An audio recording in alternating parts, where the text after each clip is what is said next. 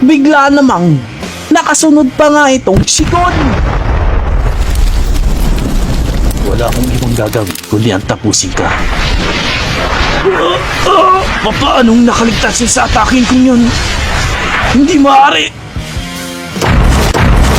Ansik at dikit naman sa kabatuhan, eto ngang si Pariston. Ang galing, Gon.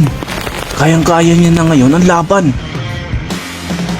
Bukod sa nakapagpahinga kami, ay kaya na itong tapusin. Hindi pa ako tapos. Kulang pa yan. Kulang pa yan sa kasamaang ginawa mo. Umanta ka, Pariston. Malakas. Malakas ang batang ito. Pero hindi ako pwedeng matalo. Hindi ko pwedeng kalimutan ang pangako ng Master Bayonetta. Master, hindi ako mabibigo sa pangako ko sa'yo. Magkasama. Ang